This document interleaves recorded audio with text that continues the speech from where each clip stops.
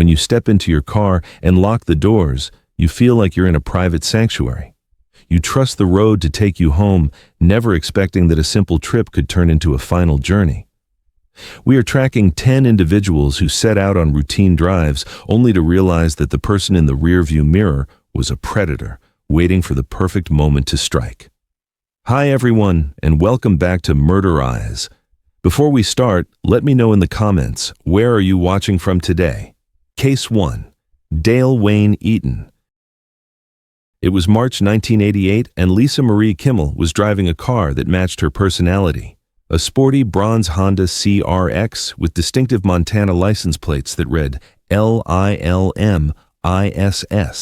She was making the long trek from Denver, Colorado to Billings, Montana to visit her boyfriend. This wasn't a reckless trip, or it was a routine drive through the familiar, rugged landscapes of Wyoming. The moral betrayal in Lisa's story lies in the false sense of security provided by the law itself. During her journey, a Wyoming highway patrol officer pulled her over for a minor traffic violation. He saw a young woman, alone but capable, just miles away from her destination. He let her go with a warning. That interaction stands as the last normal moment, a brief documented instant where Lisa was safe before she turned the key and drove directly into a predator's territory.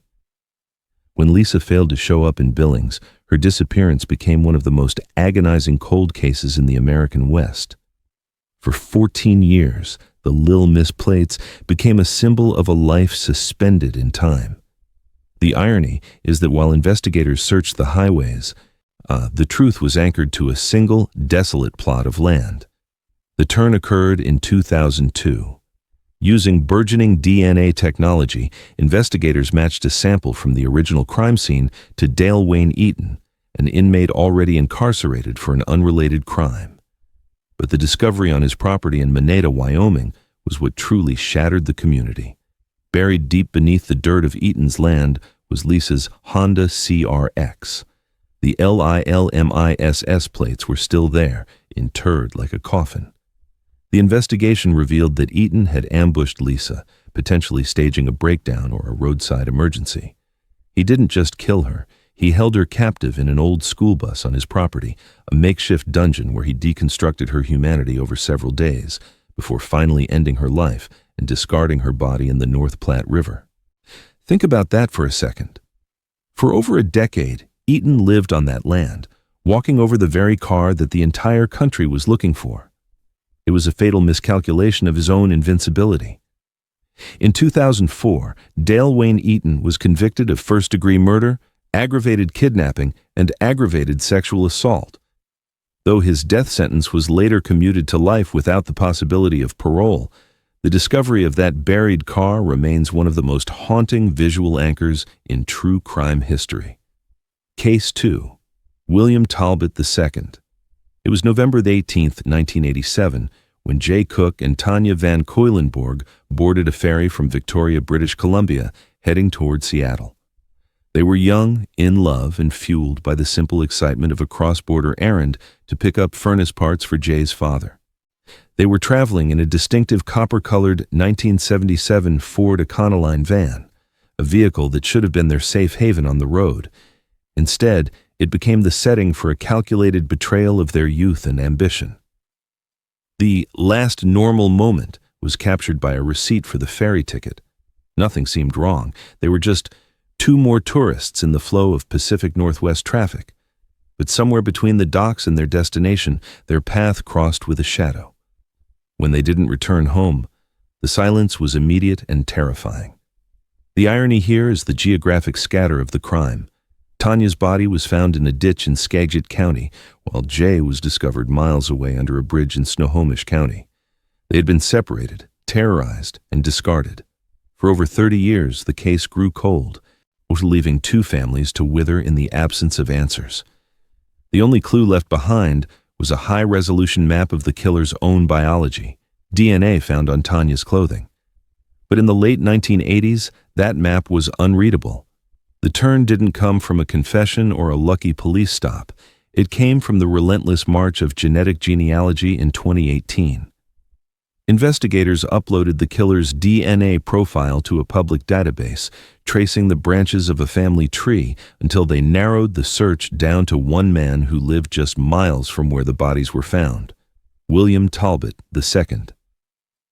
At the time of the murders, he was a 24-year-old truck driver, a man whose profession allowed him to blend perfectly into the very roads Jay and Tanya were traveling.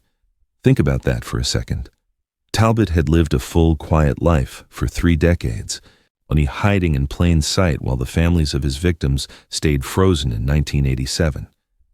His slip-up wasn't a physical one. It was the fact that his distant relatives had decided to explore their ancestry, unknowingly handing the police the key to his cell. In 2019, William Talbot II was convicted of 2 counts of first-degree murder. He was sentenced to 2 consecutive life terms without the possibility of parole. It was a landmark victory for forensic science, proving that even after 30 years, the digital footprint of a killer's own blood can finally catch up to them. Case 3. Bradley John Murdoch.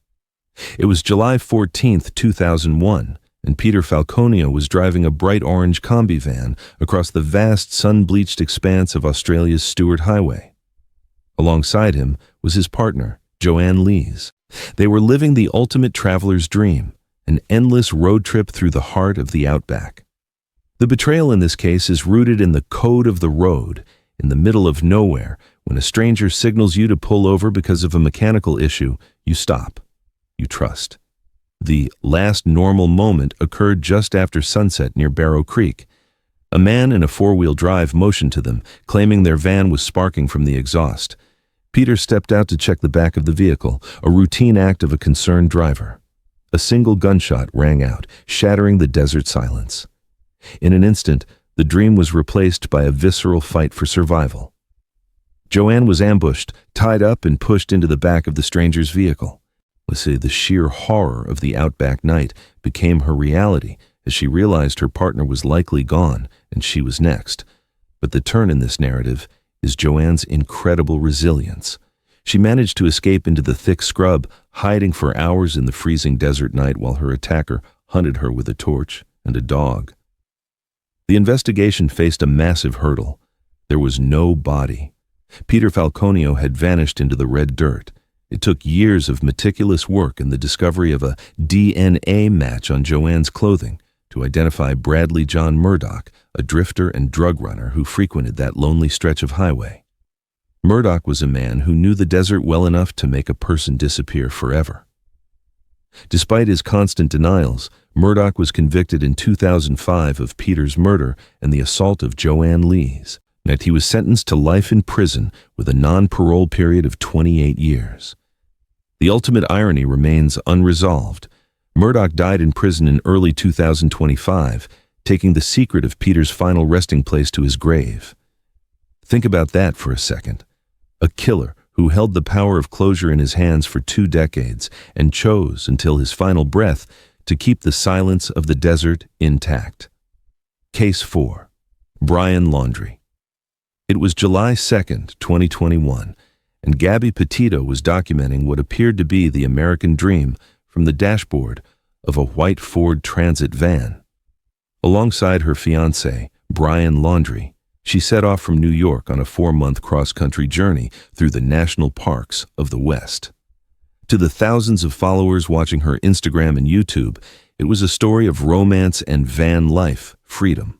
But behind the high-saturation filters lay a devastating moral betrayal.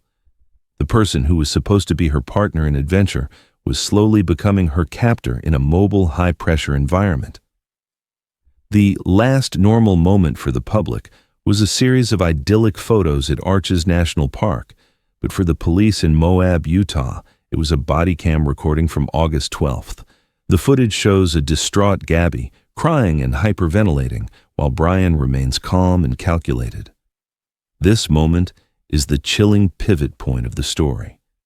It was a cry for help that the system at that time failed to fully translate. It highlighted the unspoken line between a lover's quarrel and a domestic powder keg. As they moved into the remote wilderness of Grand Teton National Park, the digital trail went cold. The betrayal reached its peak on September 1st when Brian Laundrie drove the van back to his parents' home in Florida, alone. He didn't call the police, he didn't call Gabby's parents. He simply pulled into the driveway and remained silent, hiring an attorney while Gabby's family pleaded for information. The turn in the case was fueled by a global digital dragnet. Thousands of internet sleuths analyzed every frame of the couple's videos, eventually spotting the white van parked in a dispersed camping area in a video uploaded by other travelers. On September 19, 2021, Gabby's remains were discovered in the Bridger-Teton National Forest. The autopsy confirmed she had been strangled.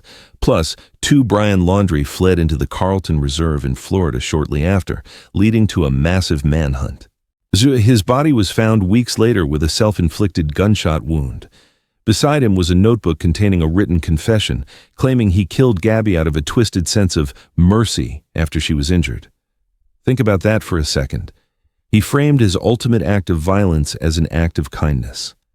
In the end, the case wasn't solved by traditional patrols alone, but by a modern synergy of forensic science and a digital audience that refused to let a victim be forgotten. Case 5. Briar Schmiegelski and Cam McLeod. It was July 15, 2019, when the breathtaking scenery of the Alaska Highway in northern British Columbia turned into a corridor of terror. Lucas Fowler, an Australian traveler, and his American girlfriend, Chinna Dees, were on the trip of a lifetime in their blue Chevrolet van. They were the embodiment of youthful spontaneity. Parked on the shoulder of the road after their vehicle suffered a mechanical failure.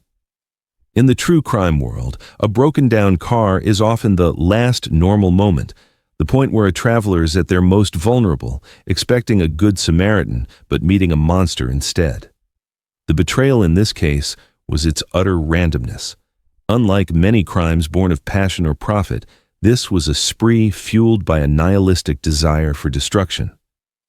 Lucas and Chinna were found shot to death beside their van. 2 days later, a second tragedy unfolded when the body of Leonard Dyke, a university lecturer, was found miles away. His Toyota RAV4 had been stolen, and a nearby truck belonging to 2 teenagers from Port Alberni was found burning in a ditch.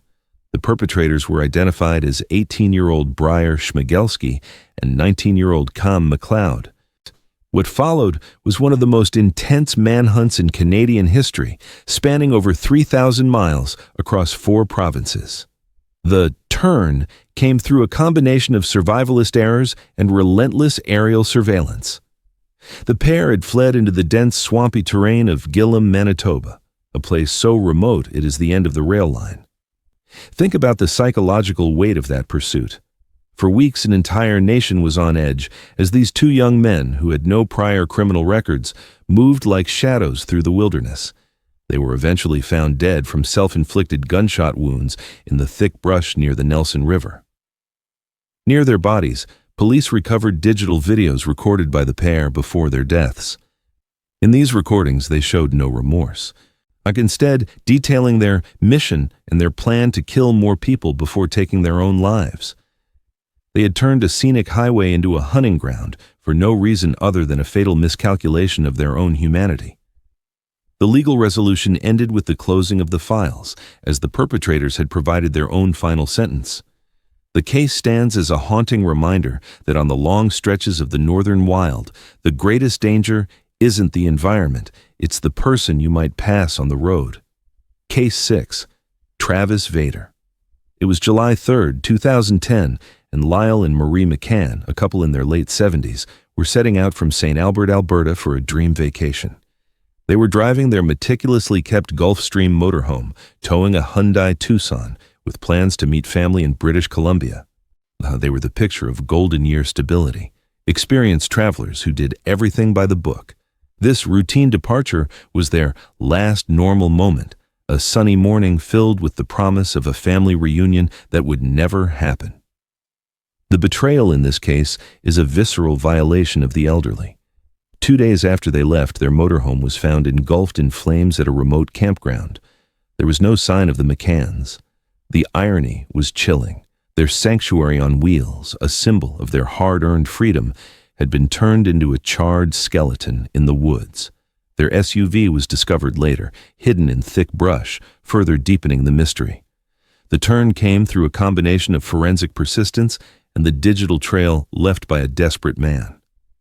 Investigators focused on Travis Vader, a drifter with a history of drug-related offenses who was known to frequent the area where the motorhome was found. The smoking gun wasn't a witness, but a cell phone. Lyle McCann's phone had been used to make calls after the couple disappeared, calls that were traced back to Vader's inner circle.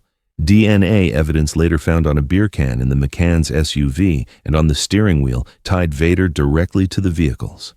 Think about that for a second. While a massive search party combed the wilderness for the missing couple, Vader was allegedly using their resources to maintain his fringe lifestyle. Despite the mounting evidence, the McCann's bodies were never found. This lack of physical remains created a legal odyssey that lasted years, involving stayed charges and complex mistrials. In 2016, Travis Vader was finally convicted of 2 counts of second-degree murder, though this was later downgraded to manslaughter due to a judge's legal error regarding Section 230 of the Criminal Code. He was sentenced to life in prison. As of early 2026, the McCann family still waits for the ultimate closure, the location of Lyle and Marie's remains.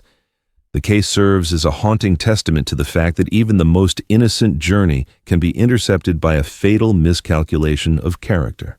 Case 7. The Spear Creek Murders. It was October 1978, and the red dust of the Australian outback was settled by the tires of 2 motorcycles. Karen Edwards, Timothy Thompson, and Gordon Twaddle were 3 friends embarking on a scouting trip through the Northern Territory in Queensland. They were young, rugged, and well-equipped, while traveling with a Doberman named Darky. This was supposed to be a rugged adventure through the heart of the bush, a rite of passage for many young Australians. The last normal moment was a sighting at a caravan park in Mount Isa. They were seen laughing, fueling up, and preparing for the next leg of their journey.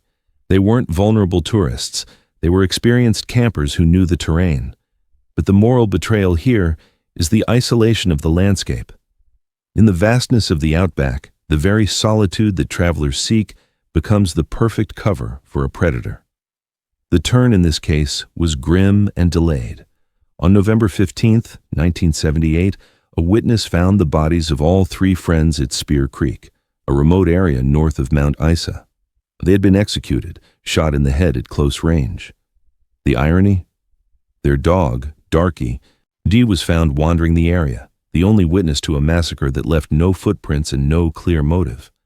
Their motorcycles and most of their gear were missing, suggesting a robbery gone wrong, but the precision of the killings felt personal. For decades, the Spear Creek murders remained one of Australia's most baffling cold cases. The investigation was hampered by the remote location and the passage of time, which eroded physical evidence. However, the case saw a dramatic resurgence in 2024 and 2025, as advanced ballistics and new witness statements brought a person of interest back into the crosshairs of the cold case squad. Think about the weight of that silence for nearly 50 years. 3 families have aged and passed away without knowing why their children were left in the dirt of Spear Creek. The investigation remains active, with authorities currently reviewing fresh and compelling evidence linked to a local individual who had intimate knowledge of the area at the time. It is a stark reminder that in the wild, the most dangerous element isn't the heat or the wildlife. It's the shadow that follows you into the brush. Case 8. Simone Strobel. It was February 2005, and 25-year-old German schoolteacher Simone Strobel was living out a backpacker's dream. Along with her boyfriend Tobias Suckfuel and 2 friends, she was touring the lush coastal landscapes of Australia in a modest camper van. They had settled at a caravan park in Lismore, New South Wales, a place that should have been a sanctuary of shared stories and campfire laughter. The last normal moment was a quiet evening of drinks and conversation, a mundane scene of travelers unwinding after a long drive. But as the night deepened, a dark undercurrent of tension within the group began to pull at the seams of their safety. The betrayal in Simone's story is rooted in the intimacy of the group. When Simone walked away from the campsite after a minor argument, she wasn't walking into the arms of a stranger. She was allegedly being watched by those she trusted most. 6 days later, her body was found hidden under palm fronds at a sports ground just 100 meters from the caravan park. The irony is agonizing. She was right there the whole time, concealed by the very environment she had come to explore, while her companions stayed in the park, claiming they had no idea where she had gone. For nearly 20 years, the case remained a stalemate of suspicion and silence. The investigation was frustrated by a lack of physical evidence and the fact that the key witnesses returned to Germany out of the immediate reach of Australian coroners. However, the turn came in a dramatic 2025 inquest. New forensic insights and a reevaluation of the group's behavior led the coroner to officially rule Simone's death a homicide, citing a likely sexual motive and the involvement of someone known to her. Think about that for a second. For 2 decades, the person responsible moved on with their life, perhaps thinking the passage of time and international borders had erased the scent. But in early 2025, the legal walls began to close in again.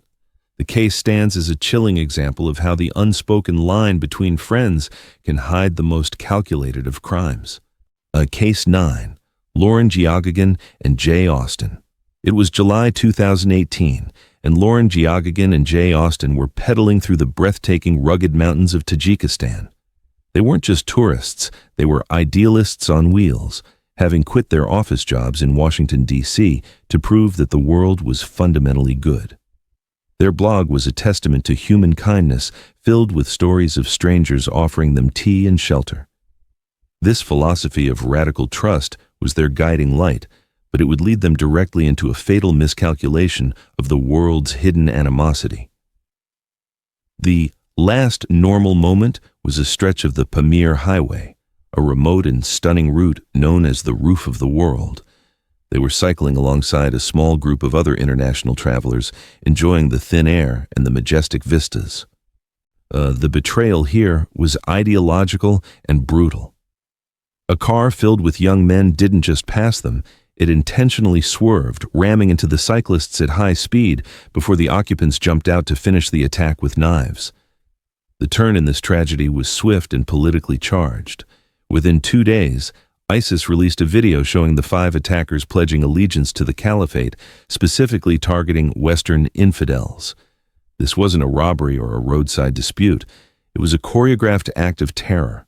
The very openness and vulnerability that Jay and Austen championed were used against them as a tactical advantage by men who saw their kindness as a target. Think about that for a second. In a world that often rewards caution, Jay and Austen chose to believe in the best of us. They were caught in a clash between their vision of a unified humanity and a radicalized cell's vision of a fractured one. Tajik authorities acted with brutal efficiency, killing 4 of the attackers in a pursuit and capturing the 5th. In the sentencing phase, the sole survivor, Hussein Abdusamadov, was given life in prison. While justice was technically served, the irony remains.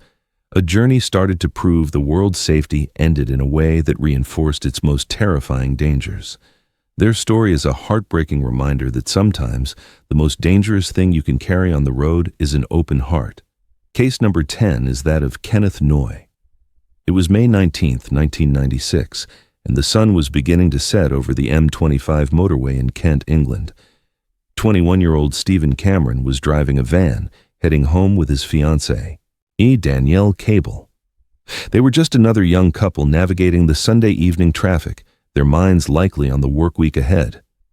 This was their last normal moment, a mundane drive on a familiar slip road near Swanley.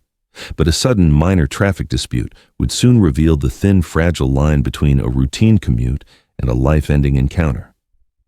The betrayal in this case is the violation of the social contract. We expect a road rage incident to end in a shouted insult or a frustrated gesture, not a tactical execution.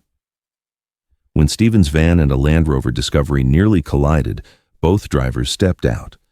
What Stephen didn't know, and couldn't have guessed, was that the man in the other vehicle wasn't just another angry commuter.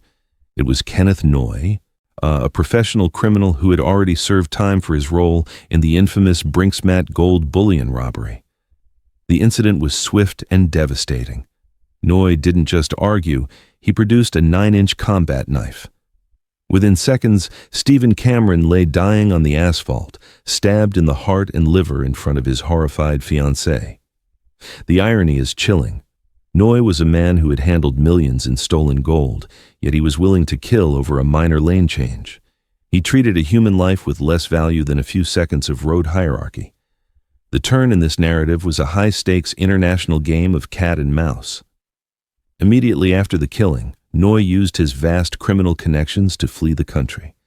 He vanished, leaving Danielle Cable as the sole witness to a murder that local police were desperate to solve. For 2 years, when Noy lived a life of luxury under an assumed name in a villa on the Spanish coast, believing he had successfully navigated his way out of the consequences. He was wrong. In a brave act of defiance, Danielle agreed to fly to Spain with undercover detectives to identify him. In 1998, in a crowded restaurant, she looked into the eyes of the man who killed her fiancé and confirmed his identity to the police. It was a fatal miscalculation by Noy to assume that the trauma he inflicted would keep his witness silent. Kenneth Noy was extradited and in 2000 convicted of murder. He was sentenced to life in prison with a minimum term of 16 years. Think about that for a second. A man who considered himself a gangland legend was brought down by a grieving young woman who refused to be intimidated. While Noy was released on license in 2019, the legacy of the M25 murder remains a stark warning of how quickly a simple road trip can be intercepted by a predator with nothing to lose.